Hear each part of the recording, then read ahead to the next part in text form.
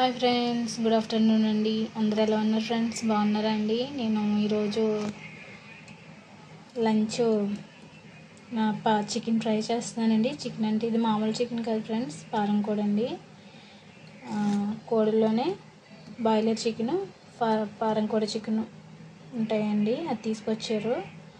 అది నేను ముందుగానే దీన్ని శుభ్రంగా క్లీన్ చేసేసుకొని కుక్కర్లో ఒక 8-9 విజిల్స్ వచ్చే వరకు నేను విజిల్స్ వేయించానండి. దీంట్లో ముందుగానే అల్లం వెల్లుల్లి పేస్ట్ వేసేసాను ఫ్రెండ్స్, లేకపోతే ఉడకదండి ఇది. అందుకనే ఫ్రై చేస్తున్నానండి.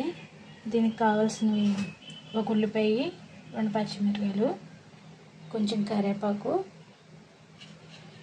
జీలకర్రని మామూలుగా జీలకర్ర కాకుండా దంచుకున్నానండి కొంచెం పొడి కింద. ఇలాగా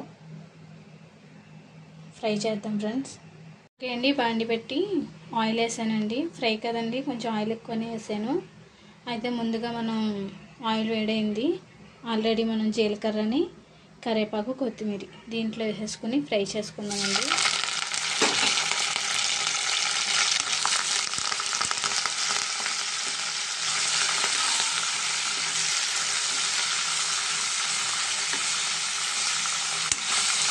ఇది బాగా ఫ్రై అవ్వాలండి.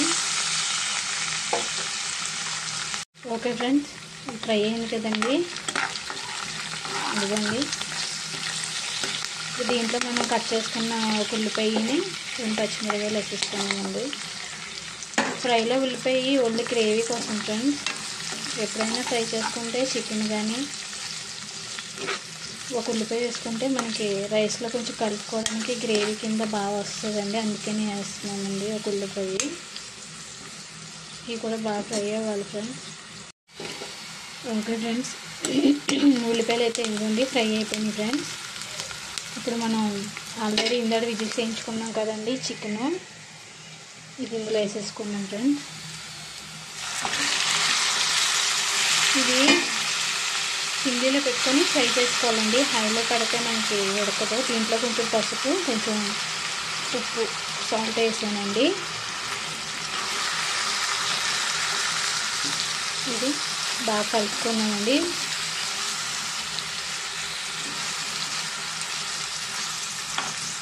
సింగిలో పెట్టుకొని ఫ్రై చేసుకున్నాం ఫ్రెండ్స్. ఓకే అండి, ఇప్పుడు దీంట్లో కారం ఒక 2 స్పూన్లు కారమును, 1 స్పూన్ ధనియాల పొడి వేసుకుందాం ఫ్రెండ్స్.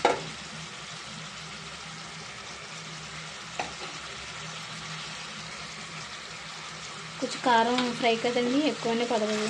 ఎందుకంటే 2 స్పూన్లు వేసానండి. బాగుంటుందండి కారం కూడా ఫ్రై.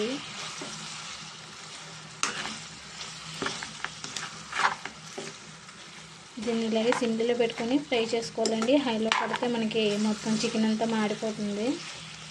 అందుకని ఓకే, మూత పెట్టేసుకుందాం ఫ్రెండ్స్.